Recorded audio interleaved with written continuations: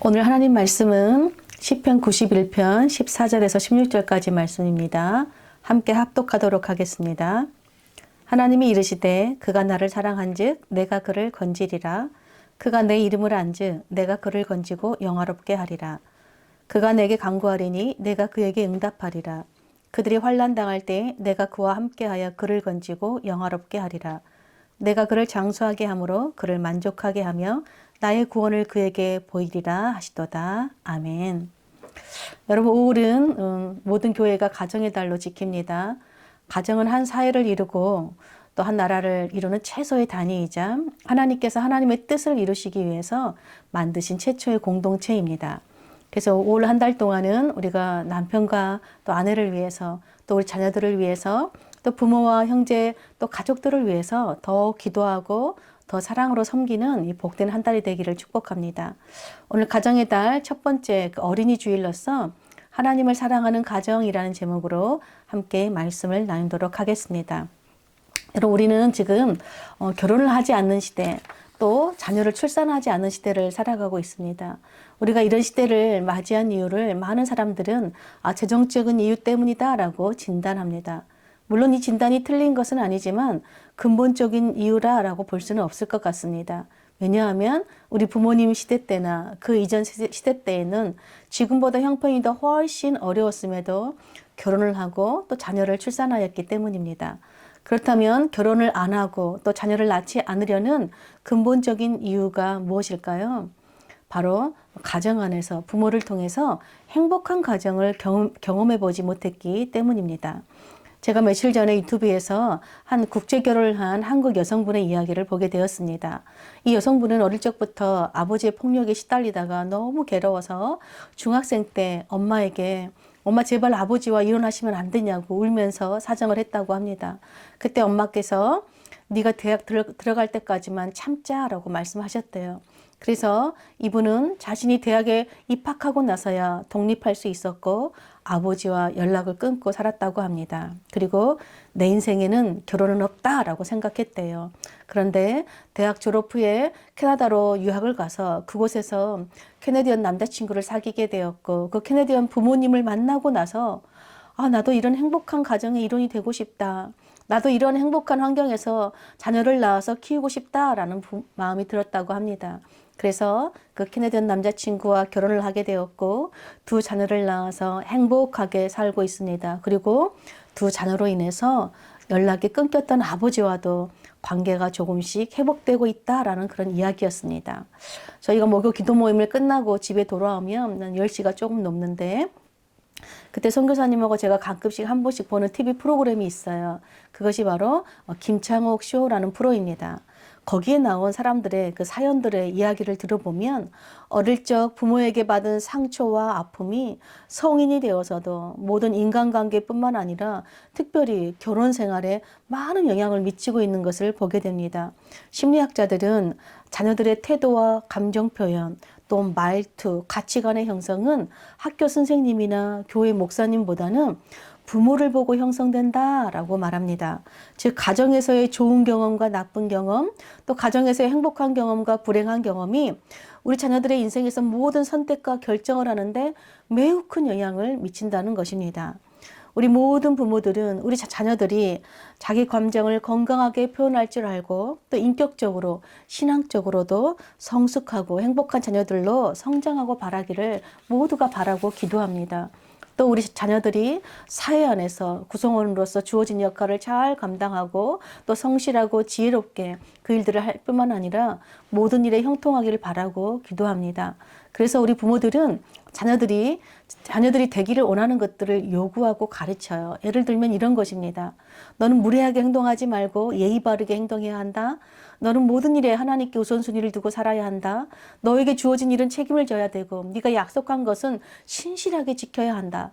거짓말을 하지 말고 정직한 사람이 되어야 한다. 이런 것들이죠. 이런 요구와 가르침은 부모로서 마땅히 해야 할 매우 중요한 가르침들입니다. 그러나 부모가 자녀에게 이런 것들을 요구하기 이전에 먼저 부모가 해야 할 일이 있습니다. 그것이 바로 자녀가 되기를 원하는 모습을 부모가 먼저 보여주는 것이죠. 그런데 대부분의 부모가 먼저 자녀에게 되어야 할 어떤 본을 보여주기보다는 어떤 권위주의적으로 가르치는 것이 현실입니다. 가족심리치료사인 그 버지니아 사티어는 권위적인 가족은 문제 있는 가정이다라고 정의했어요. 여러분 여기서 권위적이다라는 말은요, 일반적인 어떤 사실이나 상대의 의견은 무시한 채 자신의 권위를 내세워 사람을 대하거나 사태를 바라보는 사고방식이나 행동 양식이다라고 말해요. 예를 들면 내가 이 집안의 가장이니까, 내가 남편이고 또 엄마니까 하면서 마치 명령하는 보스처럼 지배하고 통제하려는 태도라는 것이지요. 이런 권위적인 태도를 가진 부모는 자녀가 부모의 요구에 맞지 않으면 자녀를 다그치거나 처벌을 통해서 행동을 교정하려고 한다는 것입니다. 이런 권위적인 부모는 자녀에게는 남에게 상처 주지 말아라, 예의 바르게 행동하라 라고 가르치면서 정작 자신은 자녀에게 상처 주는 말을 하고 비인격적으로 대하고 처벌을 하는 등 문제 있는 행동을 한다는 것이지요. 그러나 이런 권위적인 태도는 자녀들에게 수치감과 두려움을 주는데, 놀랍게도 자녀들이 수치감과 두려움을 느낄 때 학습되는 것이 있다고 합니다. 그것이 바로 무력감이라는 것입니다. 여러분, 무력감이라는 것은 자신이 아무런 힘이 없다는 것을 깨닫고 나는 무슨 일을 해도 아무 소용이 없다라고 느끼는 건데요. 한마디로 자존감이 낮은 사람이 되는 것입니다. 그러므로 부모가 자녀들에게 너는 이런 사람이 되어라 라고 티칭하는 것이 아니라 우리를 보고 닮아라 라고 쇼잉, 즉 보여주는 부모가 되어야 한다는 것이죠. 부모가 어떤 생각과 어떤 결정, 어떤 선택을 하는지 직접 보여주는 한 가지 행동이 100마디 말보다 더 좋은 가르침이 된다는 것입니다. 여러분, 그렇다면 우리 자녀들이 무례하지 않고 예의 바른 아이로 자라기를 원한다면 우리가 너는 예의 발라야 된다, 친절해야 된다 말하기 전에 부모가 먼저 자녀들에게 친절하게 말해주고 인격적으로 대해주고 감정을 건강하게 표현하는 본을 보여주어야 한다는 것이지요.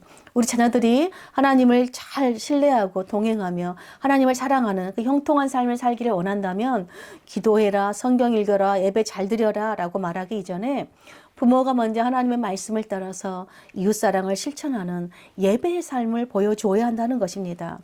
우리 자녀들이 약속을 잘 지키고 정직한 신실한 사람들이 되기를 원한다면 부모가 먼저 자녀에게 한 아주 사소한 약속이라도 잘 지키고 정직하게 사는 모습을 보여줘야 한다는 것입니다.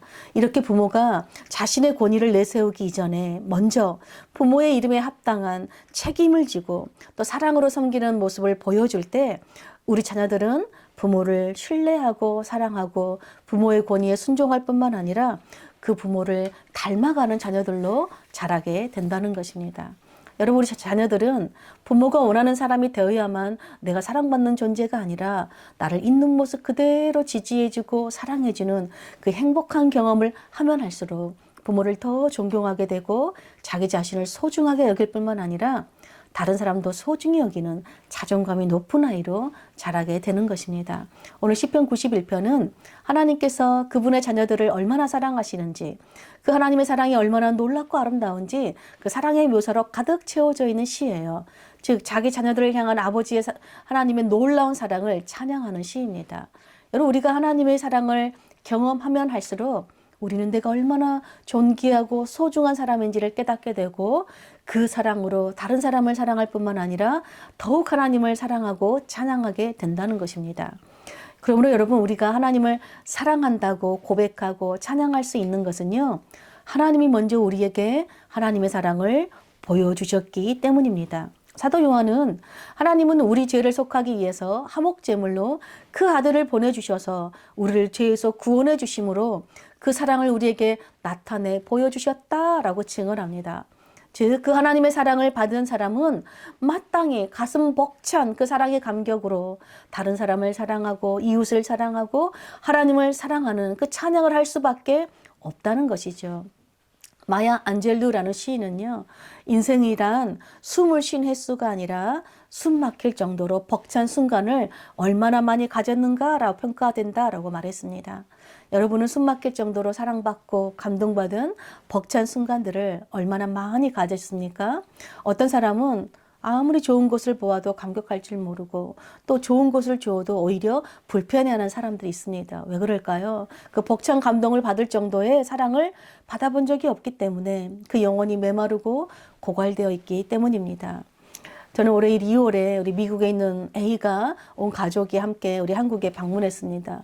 한 달 가까이 된 이 순간을 함께 지내는 순간순간마다 정말 감격스럽고 벅찬 순간들이었습니다. 특별히 제 품에 안겨서 잠들 때, 또 선교사님 품에 안겨서 잠들었을 때, 또 깔깔대고 웃을 때나 또 이유식을 먹을 때, 또 소리 높여 울 때, 정말 이 모든 것들이 다 너무 사랑스럽고 너무너무 가슴에 담고 싶은 장면들이었습니다. 또 최근에는 우리 시애가 첫 걸음마를 떼고 아장아장 걸어서 제 품에 이렇게 안겼을 때, 또 제 손을 잡고 이 예배당을 한 바퀴, 두 바퀴 걸었을 때, 또 오늘은 예배당에 오자마자 제 손을 붙잡고 선교사님한테 가더니 볼에다 뽀뽀까지 해줬어요. 정말 말할 수 없는 벅찬 감격이 이런 장면을 볼 때마다 밀려오죠. 여러분, 우리 시애와 A가 우리가 원하는 어떤 행동들, 원하는 사람이 되었기 때문에 우리가 이 아이들을 사랑하고 막 가슴 벅찬 감동으로 기뻐하는 것이 아니에요. 그저 우리들의 자녀라는 그 존재 자체만으로도 너무 기뻐하고 사랑하고 감격할 때, 여러분, 우리 아이들도 나를 향한 부모의 사랑의 반응에 내가 사랑받는 소중한 존재임을 깨닫고 여러분 감격하고 감탄할 줄 아는 아이들로 자라게 되는 것입니다. 이렇게 자신이 사랑받고 있다는 것을 깨달을 때, 감탄하고 감격할 때 자연스럽게 나오는 것이 찬양이죠. 그래서 어떻게 찬양할까요? 네, 주님, 저에게 이렇게 좋은 부모를 주셔서 감사합니다. 또 우리 부모들은 저에게 이렇게 사랑스러운 자녀를 선물로 주셔서 감사합니다. 이렇게 우리를 사랑해 주신 주님 찬양합니다 라고 찬양한다는 것입니다.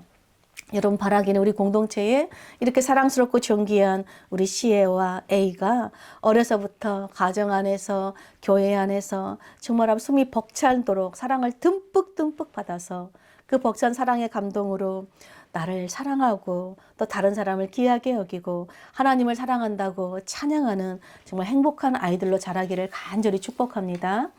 여러분, 근데 그러기 위해서는 우리가 먼저 어른들이, 부모들이 하나님의 사랑을 깨닫고 맛볼 때마다 그 벅찬 사랑의 감동으로 정말 다른 사람을 사랑하고 하나님을 사랑하는 그 찬양하는 모습을 보여주어야 한다는 것이죠. 여러분, 우리 아이들이 보이지 않는 하나님을 어떻게 볼 수 있습니까? 또 우리 아이들이 보이지 않는 그 하나님이 나를 얼마나 사랑하는지 어떻게 알 수 있습니까? 요한일서 4장 12절은 이렇게 기록합니다. 메시지 성경으로 제가 읽어드리겠습니다. 지금까지 하나님을 본 사람은 아무도 없습니다. 그러나 우리가 서로 사랑하면 하나님께서 우리 안에 깊이 머무르시고 그분의 사랑이 우리 안에 완성되어 완전한 사랑이 됩니다. 여러분, 우리 자녀들이 보이지는 않는데 살아계신 하나님을 볼 수 있는 방법, 그 하나님의 사랑을 맛볼 수 있는 길은 바로 우리가 주님의 사랑으로 서로 사랑하는 모습을 보여주는 것이라는 거예요. 우리가 주님의 사랑을 받은 사랑을 서로 사랑할 때 그 사랑은 완전한 사랑이 된다는 것입니다.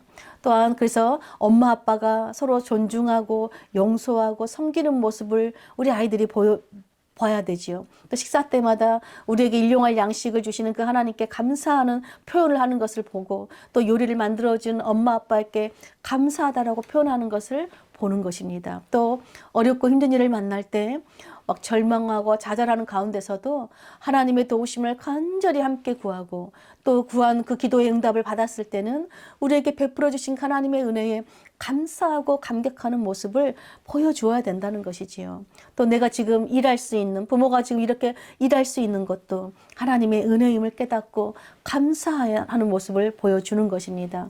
때로는 우리가 하나님의 뜻에 순종하기 위해서는 손해보는 결정을 하는 것도 보여주어야 돼요. 우리 자녀들에게 끊임없이 사랑한다고 표현해 주어야 할 뿐만 아니라 우리 자녀가 실수하면 실수해도 괜찮다고 안아주고 격려해 주어야 합니다. 반대로 부모가 자녀에게 또 실수했을 때, 또 약속을 지키지 않았을 때는 미안하다고 사과할 줄도 알아야 돼요. 이렇게 끊임없이 우리 자녀들이 부모의 사랑을 경험하면 경험할수록 나는 부모의 보호 아래서 안전한 사람이구나. 나는 정말 부모의 사랑 안에서 소중하고 존귀한 사람이라는 것을 깨닫게 돼요. 내가 정말 부모의 사랑 안에서 존귀한 존재임을 깨달으면 깨달을수록 우리 자녀들이 세상 가운데 때론 내 뜻대로 안 되고 때론 넘어져도 내 뜻보다 더 크신 하나님의 계획을 신뢰하고 인내하는 자녀들로 자라게 되는 것입니다. 그래야 우리 자녀들도 지금 나에게 주어진 크고 작은 일들을 통해서 나를 돌보시고 도우시는 그 하나님의 손길을 고백하게 되는 것입니다. 그래야 우리 자녀들도 자신들이 잘못을 했을 때 자기 잘못을 인정하고 회개할 뿐만 아니라 그 하나님의 은혜의 보좌 앞으로 담대하게 나아갈 수 있는 것입니다. 여러분, 하나님의 은혜의 보좌 앞에 나아가는 자만이 크신 팔로 덮어주시고 변함없이 우리를 다시 일으켜 세워주시는 그 하나님 아버지의 아름다운 긍휼과 은총을 경험할 수 있는 것입니다. 그 은혜의 보좌 앞으로 나아가는 자만이 때를 따라 도우시는 그 하나님의 사랑을 경험하고 우리 사랑하는 자녀들의 영혼이 소생되고 회복되어서 도무지 넘을 수 없을 것 같은 장애물을 넘을 수 있는 힘을 얻고 도무지 감당할 수 없을 것 같은 이 세상의 삶을 넉넉히 이기고 감당하는 힘을 얻게 되는 것입니다. 여러분, 우리 자녀들은 하나님이 보여주시는 그 사랑으로 서로 사랑하는 우리의 모습, 부모의 모습을 보면서 보이지 않는 하나님을 믿음으로 보기 시작할 뿐만 아니라 그 하나님의 사랑을 신뢰함으로 어떤 위기와 어려움 속에서도 여러 하나님을 믿고 그 하나님을 사랑한다고 찬양하는 믿음의 자녀들로 살게 되는 것입니다. 그러므로 여러분, 하나님의 사랑을 보고 믿은 우리들은 자녀들에게 정말 사랑을 말로만 티칭하는 자들이 아니라 그 하나님의 사랑으로 서로 사랑하고 이웃을 사랑하는 그 하나님의 사랑을 보여주는 부모들로 사시기를 간절히 축복합니다. 오늘 시편 91편의 시인도요, 자신의 인생의 수많은 위기와 어려움 가운데서도 정말 자신에게 놀라운 구원의 사랑을 보여주신 그 하나님을 찬양하고 있습니다. 우리 어떻게 찬양하는지 함께 보겠습니다. 시편 91편 1, 2절입니다.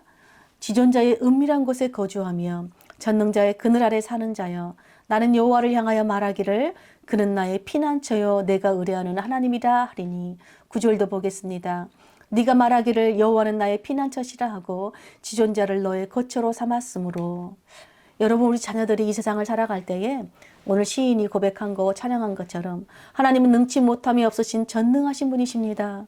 하나님은 나를 보호하시는 그 지존하신 분이십니다. 하나님은 내가 의뢰하는 피난처시며 내 삶의 안식처입니다 라고 찬양하는 일이 왜 이렇게 중요할까요? 바로 하나님은 이렇게 자기를 사랑하는 자들에게는 놀랍고도 아름다운 복을 약속하셨기 때문입니다. 출애굽기 20장에서 하나님께서 이렇게 말씀합니다. 나를 사랑하고 내 계명을 지키는 자들에게는 천대까지 은혜를 베푸느니라. 또 잠언 8장에는 나를 사랑하는 자들이 나의 사랑을 입으며 나를 간절히 찾는 자가 나를 만날 것이니라. 여러분, 하나님을 사랑하는 사람들이 어떤 사람들입니까? 바로 하나님의 계명을 지키는 자들이래요. 전능하시고 지존하신 하나님을 나의 피난처와 나의 안식처로 삼고 사는 사람들이래요. 능치 못함이 없으신 하나님의 능력을 신뢰하고 그 하나님을 간절히 찾고 간구하는 사람들이래요. 한마디로 매 순간마다 하나님과 동행함으로 그 하나님을 신뢰하고 하나님이 하나님 되심을 경험하고 그 하나님의 사랑에 감격하고 그 사랑을 누리며 사는 사람들이라는 것이지요. 이렇게 매 순간마다 하나님은 자기를 사랑하는 자들에게 오늘 시편 91편에서 5가지의 아름다운 복을 주시겠다라고 약속합니다. 오늘 본문 다시 한번 우리 읽어보겠습니다. 91편, 시편 91편 14절 16절입니다. 하나님이 이르시되 그가 나를 사랑한즉 내가 그를 건지리라. 그가 내 이름을 안즉 내가 그를 건지고 영화롭게 하리라. 그가 내게 간구하리니 내가 그에게 응답하리라. 그들이 환난 당할 때 내가 그와 함께하여 그를 건지고 영화롭게 하리라. 내가 그를 장수하게 함으로 그를 만족하게 하며 나의 구원을 그에게 보이리라 하시도다. 아멘. 여러분, 하나님께서 자기를 사랑하는 자들에게 주시겠다 약속하신 아름다운 첫 번째 복은 무엇입니까? 바로 그가 나를 사랑한즉 내가 그를 건지리라 하는 것이에요. 여러분, 하나님은 하나님을 사랑하는 자들을 어디에서 건져주실까요? 오늘 시인은 3절에 보니까 새 사냥꾼의 올무에서와 심한 전염병에서 건져주시는 분이시다. 또 5절에는 밤에 찾아오는 공포와 낮에 날아드는 화살에서부터 보호해주고 건져주신다라고 기록합니다. 또 6절은 어두울 때 펴지는 전염병과 밝을 때 닥쳐오는 재앙으로부터 건져주신다라고 말해요. 또 10절에는 화가 너에게 미치지 못하며 재앙이 너의 장막에 너의 집에 가까이 오지 못하도록 지켜주신다라고 고백합니다. 여러분, 하나님은 자기를 사랑하는 자들을 모든 악한 원수들의 공격으로부터 또 보호해 줄 뿐만 아니라 온갖 세상의 환난으로부터도 하나님께서 건져주신다라고 약속합니다. 하나님이 바로 자기를 사랑하는 자들의 가장 안전한 피난처와 안식처가 되어주신다는 약속입니다. 두 번째는 하나님 뭐라고 말씀합니까? 그가 내 이름을 안즉 내가 그를 건지고 영화롭게 하리라. 하나님을 사랑하는 자들은 하나님의 이름을 좀 전능하신 하나님, 지존하신 하나님, 나의 피난처, 나의 안식처로 존귀하게 높이며 찬양하는 것처럼 하나님께서도 바로 이 사람들을 존귀하게 높여주시겠다라고 약속하고 계십니다. 세 번째는 그가 내게 간구하리니 내가 그에게 응답하리라. 하나님을 사랑하는 자들은 여러분 하나님을 간절히 찾는 자들이에요. 하나님을 신뢰하는 자들이죠. 하나님 자신을 신뢰하고 찾는 자들을 기뻐하시고 기꺼이 만나주시며 하나님의 사랑을 풍성하게 보여주심으로 기도에 응답하시겠다라고 약속해 주십니다. 넷째로는요. 그들이 환난 당할 때 그들과 함께함으로 건지고 영화롭게 하리라 말씀합니다.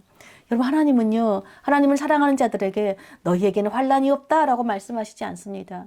불의한 이 세상을 살아가는 모든 사람들에게는 여러분 환난이 임해요. 그런데 주님을 사랑하는 자들은 두려워할 필요가 없다는 것입니다. 왜요?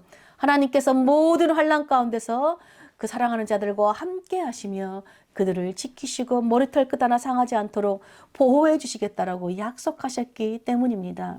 마지막으로 다섯 번째, 내가 그를 장수하게 함으로 그를 만족하게 하리라. 하나님은 자기를 사랑하는 자들의 생명을 지켜주시고 보존하시고 유지시켜 주시는 분일 뿐 아니라 그들의 영혼을 하나님의 생명으로 만족하게 해주시겠다라고 약속합니다. 한마디로 하나님은 하나님을 사랑하는 자들에게 정말 천대까지 영원히 끊임없이 하나님의 놀라운 사랑을 구원으로 보여주시겠다라고 약속한다는 것입니다. 여러분 하나님을 사랑하는 자들은 또 하나님의 사랑을 덧입고 받고 계속해서 그 하나님의 사랑 안에 살게 된다는 것입니다. 여러분 우리 가정이 우리 자녀들이 자자손손 대대로 영원히 하나님께서 약속하신 이 아름다운 복을 받아 누리는 비결이 무엇입니까? 바로 하나님을 사랑하는 가정으로 사는 거예요. 그럼 누가 하나님을 사랑하는 가정을 세울 수 있습니까? 요한복음 14장 21절에 이렇게 기록합니다. 나의 계명을 지키는 자라야 나를 사랑하는 자니 나를 사랑하는 자는 내 아버지께 사랑을 받을 것이요 나도 그를 사랑하여 그에게 나를 나타내리라. 여러분 하나님의 계명을 지키는 자가 하나님을 사랑하는 자래요. 그리고 예수님을 사랑하는 자는요 하나님 아버지께 사랑을 받을 것이래요. 그리고 하나님 주님께서도 그 사랑을 끊임없이 보여주시겠대요. 여러분 우리가 하나님을 사랑하는 것은요. 그분의 사랑을 받는 길은요. 하나밖에 없어요. 그분의 계명, 그분의 말씀을 지켜 행하는 것이에요. 왜 그렇습니까? 하나님은 이 성경에 하나님의 사랑을 다 나타내 보여주셨기 때문에 그래요. 여러분 성경은요. 하나님의 사랑에 대한 이야기, 하나님의 사랑을 기록한 책이기 때문입니다.